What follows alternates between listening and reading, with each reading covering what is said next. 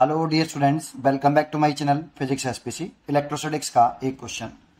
A circular disc of radius capital R carries surface charge density sigma equal to sigma naught 1 minus R upon R, where sigma naught is constant and r is the distance from the center of the disk. Distance from the center of disk. Electric flux through the large spherical surface, spherical, that encloses the charge disk completely. Encloses completely is phi naught. Electric flux through the another spherical surface of radius r by 4 and concentric with the disk is phi. Then the ratio of phi naught upon phi h. समझते हैं solution. देखो हमारे पास एक circular disc है, ये ऐसे एक circular disc बना लो। पहले डिस्क है बेटा, ये यहाँ पे मटेरियल है और ये सर्कुलर डिस्क जैसे 10 रुपए का कॉइन का सिक्का होता है वैसा है, ठीक है। और इसकी सरफेस चार्ज डेंसिटी रखी है सिग्मा, लेकिन ये जो सिग्मा है ना वो डिस्टेंस के साथ बदल रहा है। सिग्मा एक्चुअल में क्या होता है? Charge per unit area. Sigma क्या होता है? Charge per unit area. तो इसका मतलब होता है 1 मीटर स्क्वायर एरिया पे चार्ज, कूलाम पर मीटर स्क्वायर। इसका मतलब होता है 1 मीटर स्क्वायर एरिया पे जो चार्ज है उसे सिग्मा बोलते हैं। 1 मीटर स्क्वायर एरिया पे जो चार्ज है उसे सिग्मा बोलते हैं। लेकिन ये डिस्टेंस पे डिपेंड कर रहा है, मतलब हर एक 1 मीटर एरिया पर, इस मीटर स्क्वायर एरिया पर चार्ज हुआ सेम नहीं है, मतलब चार्ज का डिस्ट्रीब्यूशन यूनिफॉर्म नहीं है इस डिस्क के अंदर, ठीक है। इसकी रेडियस दे रखी है डिस्क की हमें क्वेश्चन में कैपिटल आर, और इस सिग्मा की वैल्यू हमें क्वेश्चन में गिवन है sigma naught 1 minus R upon capital R, ठीक है। अब क्वेश्चन की डिमांड ये है कि अगर इस डिस्क को एक स्पेरिकल, लार्ज स्पेरिकल सरफेस में रखा जाए, एक ये बड़ा स्फीयर है, ये है ना, ये स्फीयर है, क्या है ये स्फीयर बनाया है, और ये लार्ज स्फीयर है, बड़ा स्फीयर है, और इसके अंदर रखा जाए, स्फीयर है और इस तरह से रखा जाए कि ये चार्ज जो डिस्क है ना वो कंप्लीटली इनक्लोज हो जाए, पूरी की पूरी इसके अंदर आ जाए। तो ये डिस्क थी आपकी, मैंने इसको अब ऐसे ना लिया, हॉरिजॉन्टल डिस्क बना ली मैंने, ये डिस्क ही है बेटा ये, ठीक है। इसकी रेडियस आर है, ये पूरी की पूरी इस स्फीयर के अंदर आ जाए। तो इससे जो इलेक्ट्रिक फ्लक्स पास होता है, इस स्फीयर से जो इलेक्ट्रिक फ्लक्स पास होता है वो फाई नॉट है। सेकंड केस में कहा जा रहा है कि इसी डिस्क को एक अनदर स्पेरिकल सरफेस में रखा जा रहा है, स्पेरिकल ये लेकिन अंदर है, जिसकी रेडियस r by 4 है। तो सोचो डिस्क की रेडियस r और स्फीयर की रेडियस, जो स्फीयर है उसकी रेडियस r by 4। तो स्फीयर की रेडियस छोटी है, ये तो स्फीयर बनाया मैंने, तो इसकी रेडियस r by 4 है और डिस्क की रेडियस r है।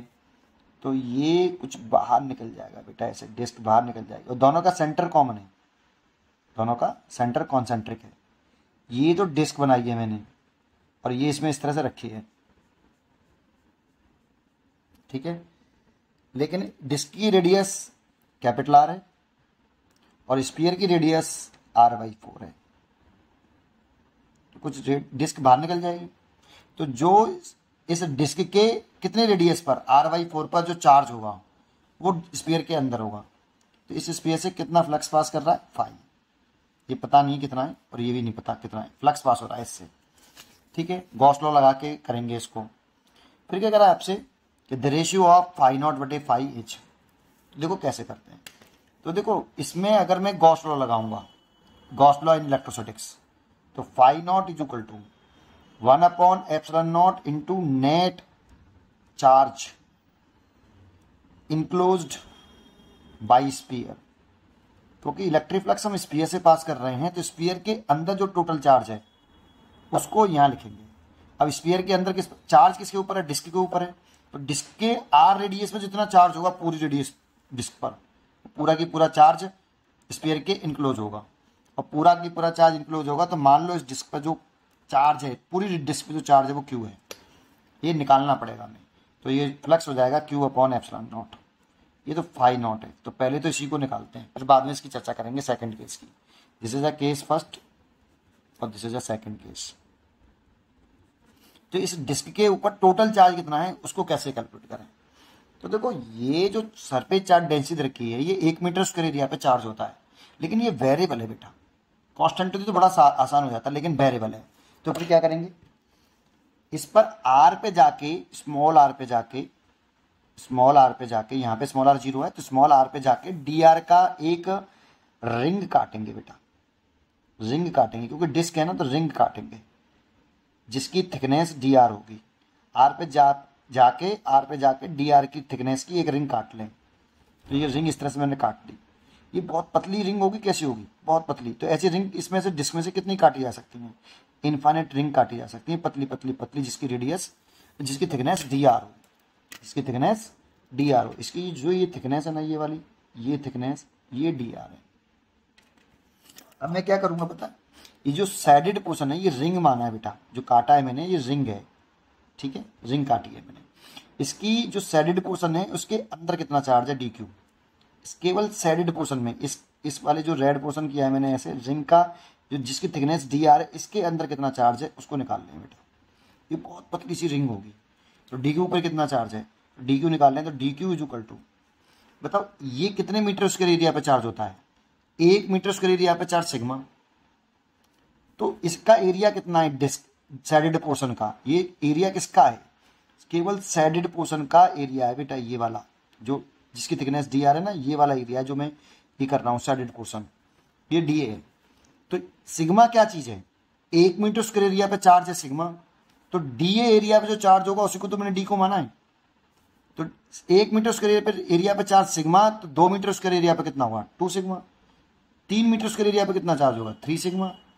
तो डी एरिया पे कितना चार्ज होगा, तो सिग्मा इंटू डी ए, ऐसे सिग्मा इंटू डी ए। अब सिग्मा की वैल्यू तो ये ठीक है, डी ए की वैल्यू कैसे निकालेंगे, तो देखो ये रिंग मानी है ना मैंने, इस रिंग को काट कर सीधा कर लो आप।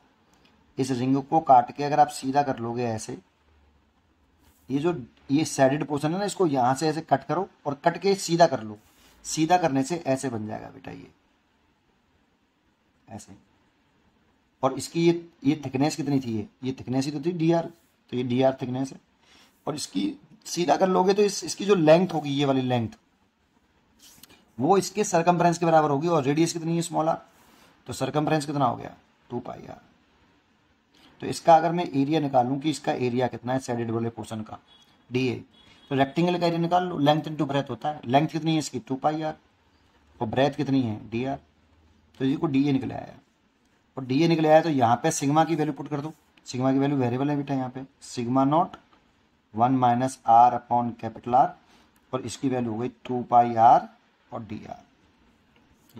तो इसमें देखो डी क्यू चार्ज आया, ये कितने एरिया पे चार्ज आया, ये सैडेड वाले पोर्शन पर डी क्यू चार्ज आ गया। तो डी क्यू इक्वल टू कितना आ गया, इसमें से कांस्टेंट टर्म अलग कर लो पहले, 2 पाई सिग्मा नॉट कांस्टेंट है, देखो ये कांस्टेंट है एंड ये कांस्टेंट है, और इस आर का डी आर का अंदर मल्टीप्लाई कर रहा हूँ, तो करो 1 में मल्टीप्लाई करो तो आर डी आर हो गया, माइनस अंदर मल्टीप्लाई करो तो आर स्क्वायर बटे कैपिटल आर डी आर हो गया। इतना ये कितने एरिया पे चार्ज आ गया बेटा आपका, इतना चार्ज आ गया, ये डी ए वाले पोर्शन पर चार्ज आ गया। तो अगर आपको पूरी रिंग पर रेडियस पर चार्ज निकालना है, पूरी रिंग, पूरी डिस्क पर, सॉरी पूरी डिस्क पर चार्ज निकालना है, तो ऐसे रिंग कितनी मानी जा सकती है, इन पर इनफाइनाइट। तो पूरी डिस्क पर चार्ज कैसे निकालें, तो जब भी किसी ऑब्जेक्ट को इनफाइनाइट पार्ट में तोड़ना पड़े, तो हमने इस डिस्क को कितने पार्ट में तोड़ा है, ऐसी छोटी छोटी रिंग कितनी बनाई है, बहुत सारी बनाई होंगी, उसके एक छोटे से पार्ट में चार्ज डी क्यू है। तो जब भी किसी रिंग को इनफाइनाइट पार्ट में तोड़ना पड़े, फिर तोड़कर जोड़ना पड़े, तो मन में ख्याल इंटीग्रेशन का आना चाहिए। तो जानते हो अगर मैं इसका इंटीग्रेशन कर दूं डी क्यू का, तो टोटल चार्ज आ जाएगा। तो integration of both side, this, इसका इंटीग्रेशन कर रहे हैं बोथ साइड का, D Q integration 2 pi sigma तो कांस्टेंट टर्म है, इंटीग्रेशन ये पहले ब्रैकेट लगा लेता हूँ, integration R D R minus integration R square upon capital R D R. अब लिमिट रखेंगे यहाँ पे स्मॉल आर की, तो कहाँ से कहाँ तक का चार्ज चाहिए हमें, यहाँ पे डिस्टेंस बताओ स्मॉल आर की वैल्यू 0, और यहाँ पे कैपिटल आर। देखो ये डिस्टेंस जो मैंने मानी है यार, वो सेंटर पे मानी है, सेंटर से मेजर करिए, तो यहाँ पे 0 हो गई।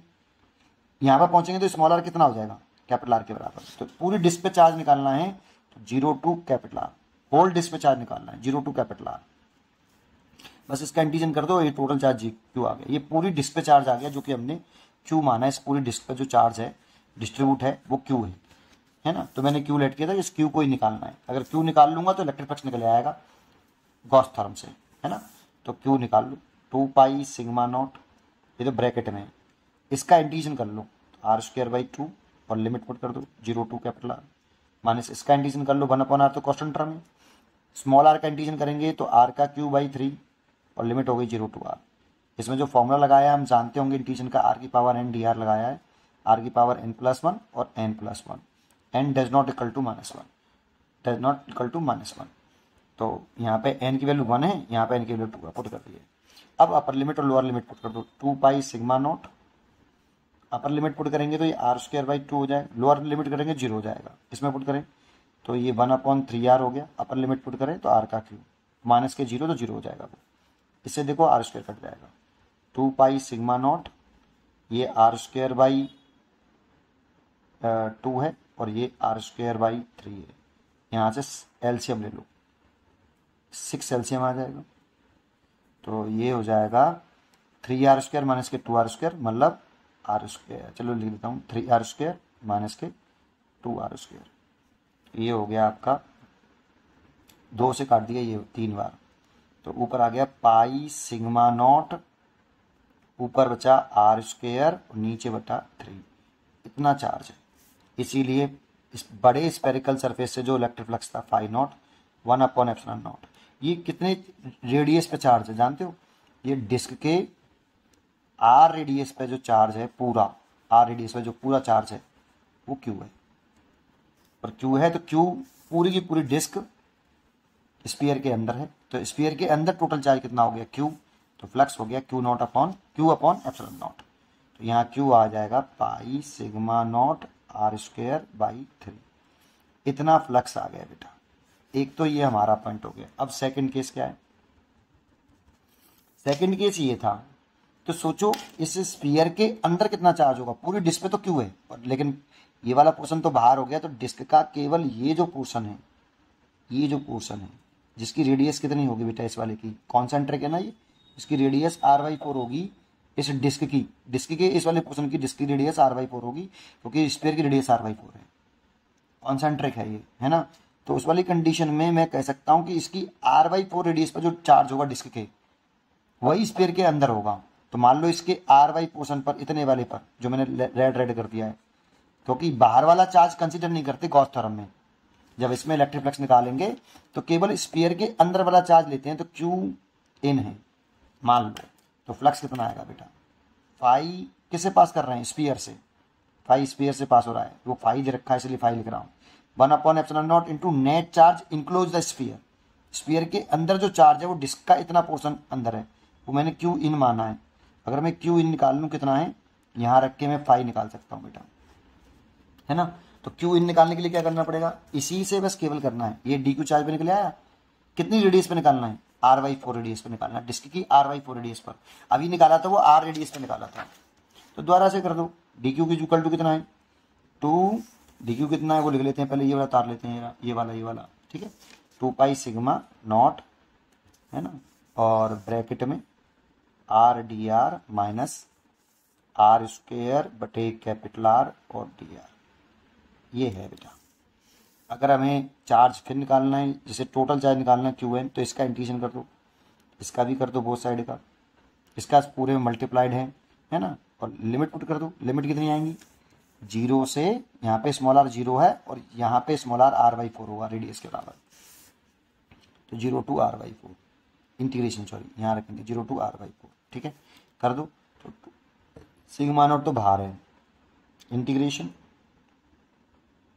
0 to r/4 r/dr minus 1/r तो बाहर आ जाएगा, integration 0 to r/4 r² dr, बस लिमिट बदल गई है, करा वही है, Qin 2 पाई सिग्मा नॉट, इसका हो जाएगा r²/2 और लिमिट हो जाएगी 0 टू r⁴ माइनस 1/r है, इसका हो जाएगा r³ और लिमिट हो जाएगी 0 टू r⁴।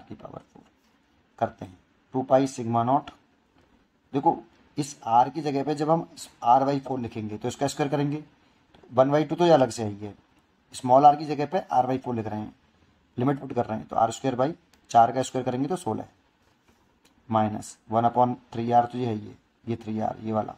इसमें r की वैल्यू पुट करेंगे तो r का क्यूब बाई 4 की पावर 3, तो 4 इंटू 4 इंटू 4 16 और 16 इंटू 4 64, तो 64 है ना।